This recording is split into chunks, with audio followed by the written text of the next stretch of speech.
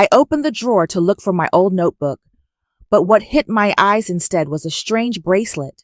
The design was delicate, soft, unmistakably feminine, and it wasn't mine.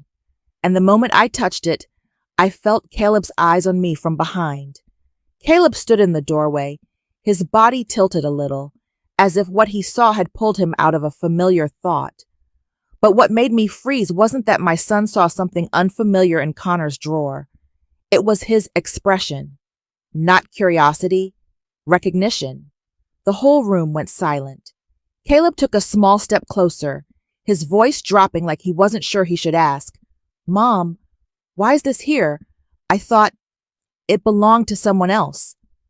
I could hear my heartbeat slip out of rhythm. Just a second. Only one. But it was enough to open a thin, cold crack inside me. I swallowed my confusion and tried to keep my voice steady. "Who do you think it belongs to?" Caleb stayed quiet, and that silence felt as heavy as the air before a storm.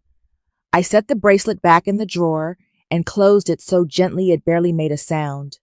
But in my head, the click echoed loud like it locked away something I wasn't ready to face. I walked over to Caleb and placed my hand on his shoulder. "Maybe your dad just picked it up somewhere. Don't think too much about it." I said the words, but my chest tightened. Lately, there'd been a strange distance between Connor and me. Not fights. We rarely raised our voices, but sometimes, when he was by the stove making dinner, I'd see him drift off like he was standing in another room I couldn't enter. I didn't want to say it out loud, but with Caleb's uneasy eyes on me, I felt like I couldn't avoid it anymore. "Your dad's been a little distant lately," I said softly. "Have you noticed it too?" Caleb bit his lip, a small, familiar habit he had whenever he was hiding something important. "Why did you say the bracelet belonged to someone else?" I asked. Caleb took a breath, his eyes dropping to the floor. Then he let it out, barely above a whisper, like it slipped out before he could stop it. "Mira?" Just one name. But it felt like someone yanked open a curtain in my memory. Mira? Her image flashed in my mind so clearly, it sent a chill down my back. Her gentle eyes, her slow, soft voice, the way she placed a calming hand on Caleb's shoulder during those first therapy sessions when he'd freeze in fear. I remember the first day I met Mira. She was the specialist they recommended to help Caleb after the incident that made him shut down for so long. She came to our house on a windy afternoon, wearing a light coat, walking softly, her smile never quite reaching her eyes. But I was too exhausted then to see anything except hope. Mira had a way of making the air feel easier to breathe. She knew how to talk to Caleb, when to stay quiet, when to give him space so he could find his sense of safety again. I trusted her, completely. But as the memory kept playing, another piece came into view, one I'd ignored back then, the way Mira looked at Connor whenever he stepped into the room. It wasn't the look of a specialist observing a family. It lingered longer than it should have. I brushed it off at the time. I thought it was empathy, a moment of understanding between two people trying to help a child. But standing there with Caleb now, that memory hit me with a different feeling entirely. Something off, something wrong. I bent down and adjusted Caleb's collar, just to feel like I still had control over something. "Why did you mention Mira?" Caleb looked away from me. "I just thought of her, that's all." "Caleb." I said his name again, slow and steady. "What's going on that I don't know about?" In that moment, I saw his chest rise and fall, like he was trying to hold a secret that was too heavy for him. I heard my own breathing change. Part of me wanted to stop asking, to close that drawer again and shut out all the fear that had surfaced with that bracelet. But another part, the part that lived in the shadows of the truth, pushed me forward. "Caleb," I whispered, my voice barely there. "What did you see that I never did?" Caleb stayed silent, but his eyes kept slipping away from mine, as if even the truth itself was afraid to be spoken. And right then, a chill ran down my spine. Not from the air, from the realization that Caleb knew something. Something I, his mother, his wife, had missed for far too long. He stood there for a long moment after my question. The space around us felt stretched thin, holding only the sound of our breathing. Finally, Caleb sat down on the bed, his hands laced together. The slow way he inhaled, it was the kind of breath someone takes when they're about to say something they know they shouldn't keep to themselves anymore. "Mom," Caleb said quietly, "there was this one time when Ms. Mira told me our family was really lucky, that not everyone gets this kind of peace." At first, it sounded harmless, but the tightness in Caleb's voice when he repeated it made me pay attention. "Her voice didn't sound like she was happy for us," he went on.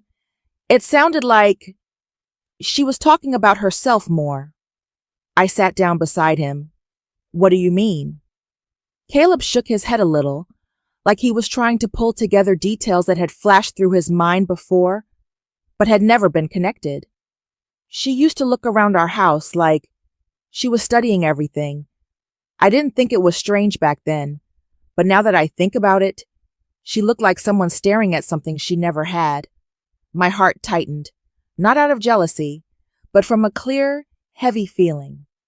Mira didn't enter our lives only as Caleb's therapist. "Did you talk to her a lot?" I asked. "A little. She stayed late after the session sometimes. I thought it was because I was still sensitive. She said she wanted to make sure I was okay." Caleb paused, but now I think she stayed to talk to Dad more. His words hit me like a loud crack, shaking loose old memories I hadn't touched in years. I remembered how Mira used to linger in the living room after her sessions. Connor would pass through to get water or turn off a light. Each time, Mira watched him with an expression I could never quite name. Soft, deep, but missing the professional distance a therapist should have. Back then, I thought she was just reading the emotions of a worried father. But now, hearing Caleb retell it, the picture grew clearer, darker. Caleb took a breath. "Mom." One time she told me that happiness is a luxury for some people. She smiled when she said it, but it felt more like sadness.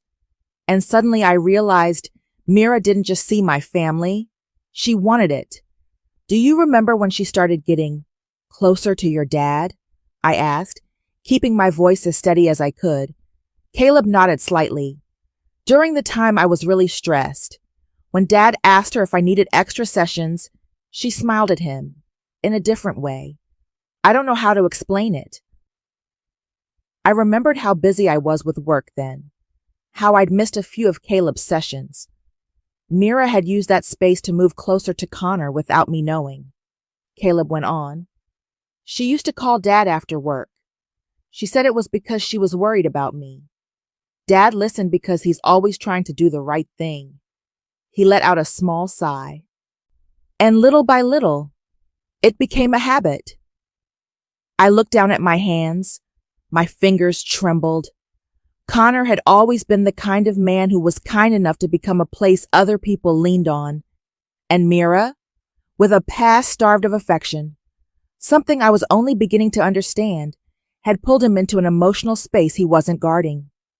Caleb tilted his head, remembering something else. One time I walked past the kitchen, and I heard her say to Dad, "You should take better care of yourself. Does Hannah even notice?" That sentence hit me like cold water, not because I felt judged, but because of how clearly Mira was trying to carve a crack between me and my husband. "How did your dad react?" I asked. "He didn't say anything," Caleb said. "I think he was confused, but she looked at him like she was trying to read his mind." I closed my eyes for a moment. Connor, under that heavy pressure, might have felt her attention as a temporary shelter, a place he thought was harmless, a place he mistook for genuine support. But Mira wasn't just caring. She was aiming at him. Caleb turned to me. "Mom, I don't know how to explain it, but she looked at Dad like she wanted him to notice her. I didn't answer right away. It took me a few seconds just to catch my breath. All the old images in my mind, Mira standing in the doorway, Mira leaning in with a soft smile for Connor, Mira asking about me with a tone that felt too casual aligned into a straight line. A line leading toward the thing I'd been avoiding. Did Mira ever say anything that made you think she was sad? I asked. Caleb nodded. She said that when she was little, there weren't many people around her. She said seeing our family reminded her of things she never had. I clasped my hands together. Mira's jealousy came from a place of emptiness, but that didn't make any of it lighter. It made her actions more deliberate. Mom, Caleb said, almost afraid he was saying too much. I'm not sure, but sometimes I felt like she wanted our family. I looked at him. What do you mean? Caleb met my eyes, honest in the way only children can be. She wanted Dad, and I think she wanted to be the one who made him happy, instead of you. The room seemed to shrink around us. My heart pounded so hard I could hear it. In that moment, every small memory, every lingering look, every vague comment from Mira folded together into a truth I could no longer deny. Mira didn't come to us just to help Caleb. She watched us. She envied us. She wanted to break what we had. And most of all, she wanted Connor to love her. I pressed a hand to my chest, steadying my breath. Mom, Caleb said softly, almost afraid I might break. I'm not sure I understood everything, but I felt like she had a problem with our family being happy. I looked straight into his eyes, and for the first time I felt the full weight of the truth unfolding layer by layer. Caleb wasn't exaggerating. Connor hadn't been pulled in by accident, and Mira had never been a coincidence. I swallowed the cold feeling spreading through me. Slowly, I placed my hand on Caleb's shoulder, grounding both of us with the calm I had to hold on to. You've helped me see it clearly, I said. Now I know why Mira came into our lives. And in my mind, a single thought formed, sharp and certain. She watched, she envied, she tried to break us, and she wanted Connor. Caleb's words kept echoing in my head like a voice bouncing around an empty room. She wants what you have, not a suspicion, not a guess, but something a child had seen while the adults tried to avoid it. That night, after Caleb was asleep, I sat alone in the study, going back through every memory I'd brushed aside for months, not to torture myself, but to investigate. I needed to see the truth Mira had tried to hide, the truth Connor had unknowingly covered with his kindness. And once I began looking, each sign appeared, clear as if it had always been standing there, waiting for me to hurt enough to finally notice. Connor used to like a different cologne, warm, lightly woody, simple, but in the past few months, the scent he brought home had changed, brighter, sweeter, the kind of scent a man only switches to when someone tells him it suits him. I remembered the first time I noticed and asked, "Did you change your cologne?" Connor gave a quick smile. Yeah, ran out of the old one. I believed him, and I didn't think about it again. Now I understood. I didn't want to suspect anything because suspicion meant facing the possibility of losing something. And then there were the messages, notifications that popped up and disappeared before I could read them. Connor started placing his phone face down, something he had never done before. I once asked casually, "Is something going on at work that you have to check your phone so much?" He said, "My team just started a new project." A reasonable explanation. But when placed next to the new scent he wore, the late night calls, everything suddenly carried a completely different meaning. Then came the late meetings. At first, just once a week. Then it became routine. One night he came home close to 10, exhausted and tense. I asked if he'd eaten. He said he just wanted a shower and sleep. When he went into the bathroom, I stood in the kitchen watching his blurred silhouette behind the frosted door. A strange feeling crept into my chest, like he'd brought home a different version of himself, distant, closed off. All these signs I had seen them, felt them, but pretended not to. Now, I didn't have the luxury of pretending anymore. While I was still piecing things together, Caleb knocked gently on the door. "Mom?" I remembered something else. I looked at him, trying to stay calm even though everything inside me was pulled tight like a string. "There was one time," Caleb said, "I heard Dad and Miss Mira arguing. Not loudly, but enough for me to hear one sentence." "What sentence?" I asked. Caleb swallowed. "She said, 'You can't come to my house that often.'" My heartbeat skipped. Her house. Not an office, not a workplace. A house. "At the time, I thought they were talking about my sessions," Caleb said quietly. "I thought Dad went there to check on my progress." I closed my eyes. "Caleb, you didn't do anything wrong. You just heard what you heard." He nodded, but I could see the way he was blaming himself in that quiet, childlike way, thinking that if he'd said something earlier, maybe everything would be different. I rested my hand on his hair. "This isn't your responsibility. This is between me and your dad." But deep down, I knew what Caleb had heard was another layer I couldn't ignore anymore. Looking back, Mira had shown her victory in her eyes long before I ever noticed. I remembered the days she stayed after sessions, chatting with me in the kitchen. She'd say a few polite things, but her eyes were never on my face. They drifted to Connor every time he passed by. That look wasn't admiration. It wasn't gratitude. It was the look of someone who believed she was stepping into new territory. Someone who believed she was winning. I didn't understand it then. Now I understood too well. Caleb remembered something else, and the moment he said it, my throat tightened. "You know, she used to tell me stories about when she was little," he said, his eyes shifting slightly. "What did she tell you?" "She said that when she was little, no one was really there for her. She grew up always feeling like she was everyone's last choice." Caleb let out a breath. "She said, 'Most people just want someone to choose them.'" That sentence, an unspoken confession, a disguised apology, a quiet excuse for what she was doing. Caleb didn't understand, but I did. Mira hadn't been chosen in her past, so she decided to choose a man who already had a family. "Mom," Caleb went on, "there was one time I walked into her counseling office. Dad was there. My heart tightened like a fist. What was he doing there?" I asked. "I don't know. I thought he stopped by to ask about me. But—" Caleb hesitated, confusion clouding his face. They were standing too close. I held my breath, waiting. When I opened the door, Dad jumped back, and she just smiled. Soft, but strange. Not the smile she uses with you. My hands felt cold. When I asked, Dad just said, "We were just talking." Just talking. 3 words so light they seemed empty. But when the person saying them is hiding something, they weigh like stone.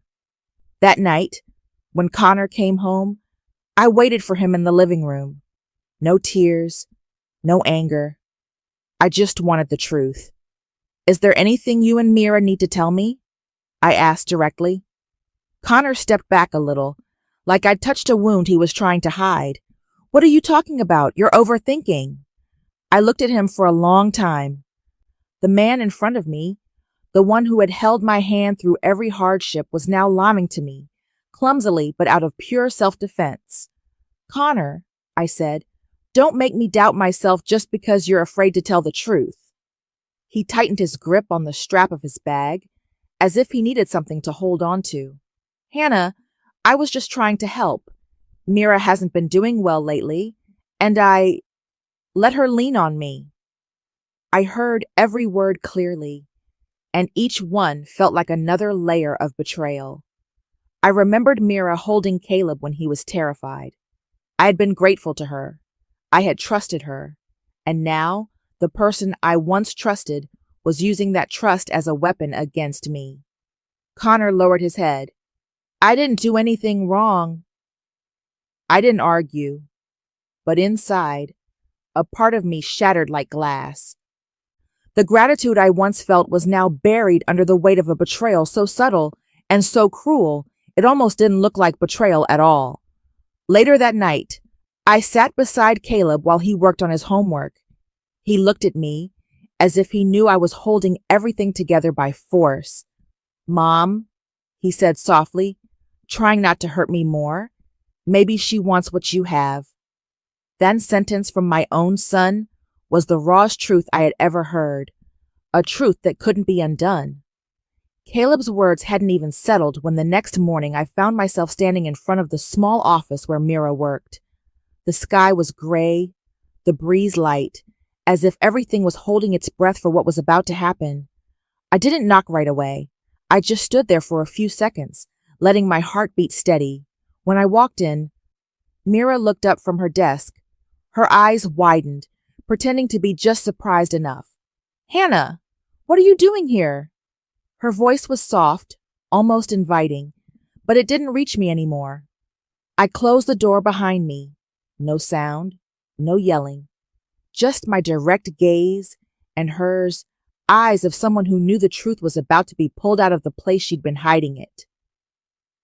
I think we need to talk, I said, keeping my voice calmer than I actually felt. Mira stood up, her hand resting lightly on the desk.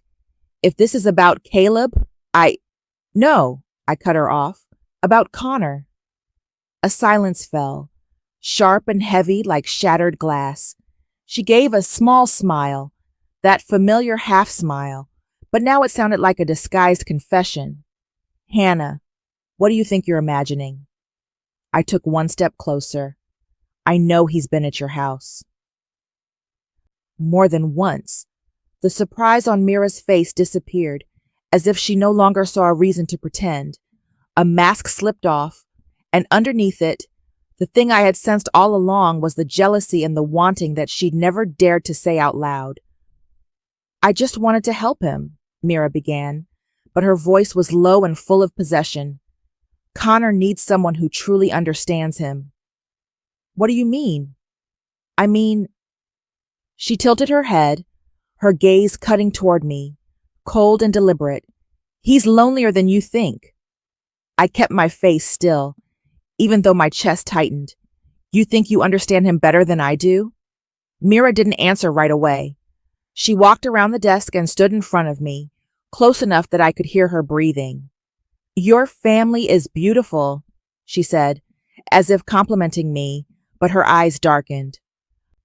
But sometimes, things that beautiful make people want them.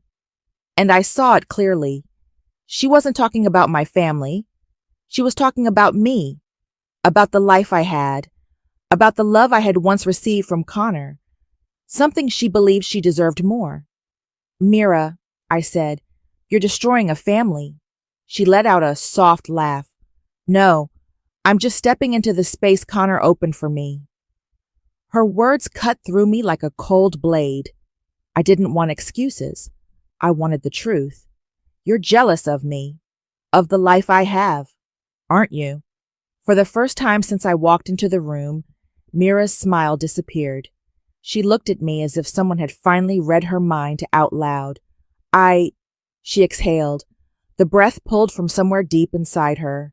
I've never had the kind of love you have. No one's ever chosen me. No one's ever stayed. She glanced toward the window. When I saw your family, I couldn't stand it. A confession, bare and dangerous. She turned back to me, her eyes filled with a twisted kind of confidence. He deserves someone who's lived more, someone who understands his loneliness. Her words hit straight at me, not because they were true, but because they came from someone using her own wounds to justify breaking another person's home. The door behind me opened. Connor. He stepped inside like he'd been running, panic flashing in his eyes when he saw me standing across from Mira. Hannah, can we talk about this at home? I didn't take my eyes off him. We're talking right now, all three of us. Connor stepped quickly between us, as if he could stop this collision from happening, but it was already too late. His breathing was sharp. His hands were shaking. He didn't say no. He didn't deny anything. He didn't explain. All the truth was in the way he lowered his eyes, like a man seeing his own cowardice for the first time.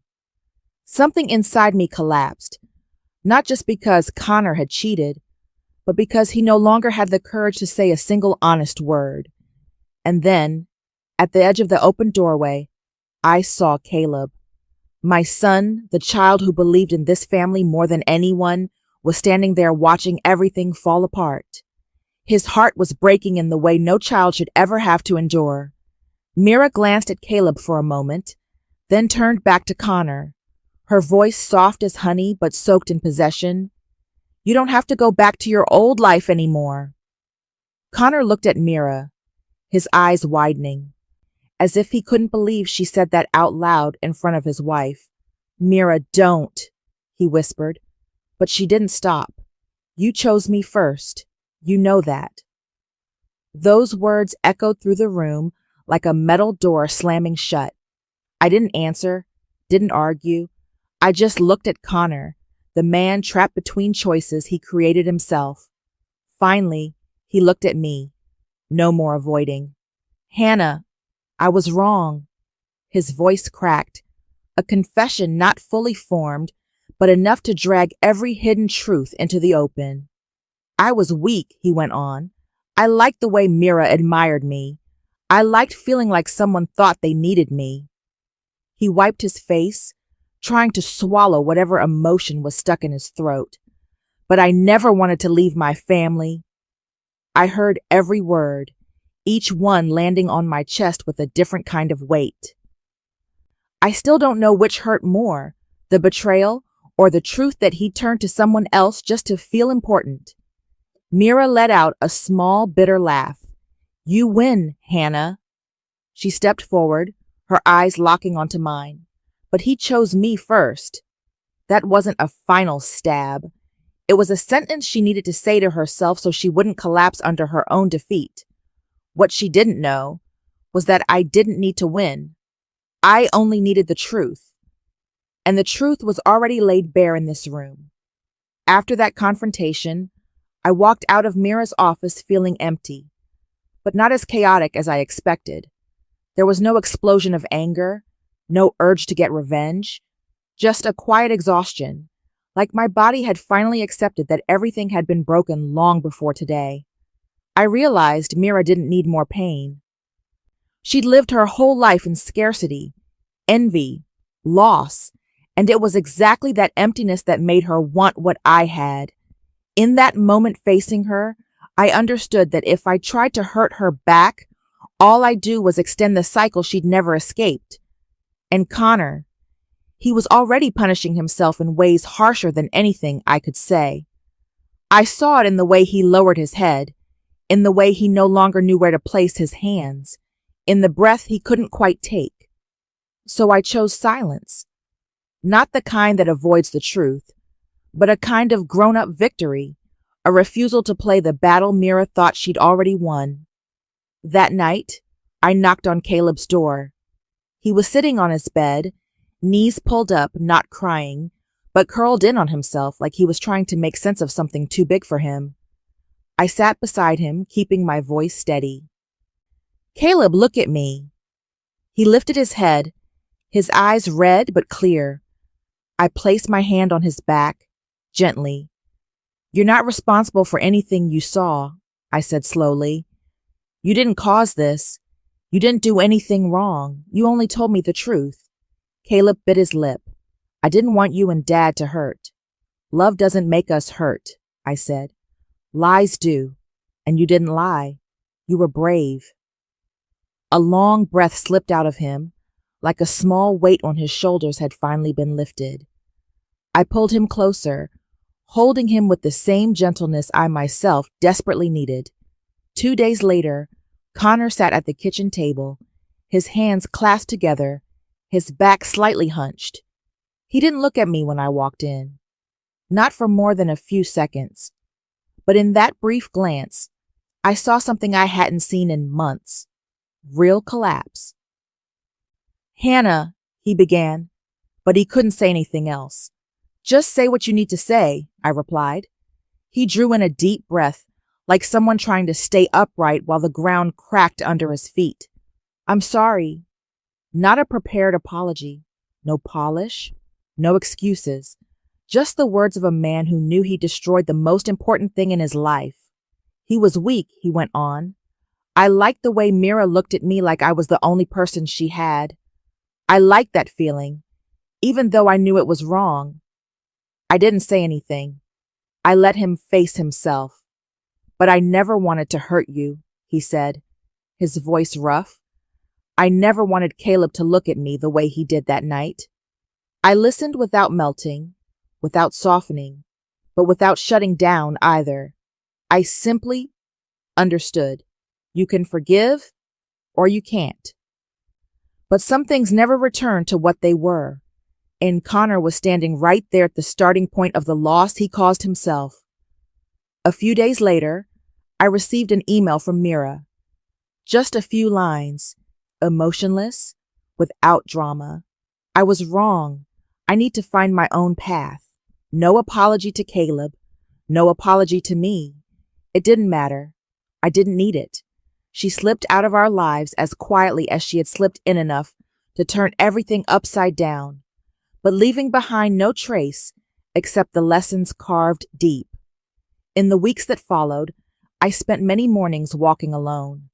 The familiar streets felt quieter, as if they were inviting me to step out of the old wreckage. I gave more of my time to Caleb, to meals where we didn't talk about heavy things, to small moments that were real. And Connor, he had to start from below zero. Not with promises, not with pleading. He had to learn how to be the kind of man Caleb could look in the eye again, and he had to give me the space to breathe. I don't know where we'll end up. No one ever knows that. But I know I'm standing up again, slowly but steadily.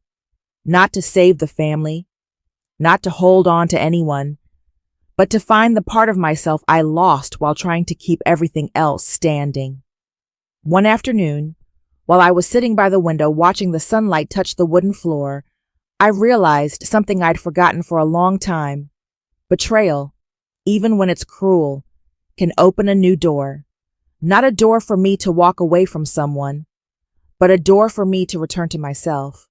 Sometimes betrayal opens a door, not to leave someone, but to come back to who you are. This is where the story ends. Thank you for staying with me until the last moment. If there's one thing I've learned, it's this. The truth can hurt, but it also leads us back to ourselves. We can't control the choices of others, but we can always choose how to rise, choose peace, and choose our own worth. Thank you for listening. If this story touched you, feel free to share your thoughts. I'll see you in the next one.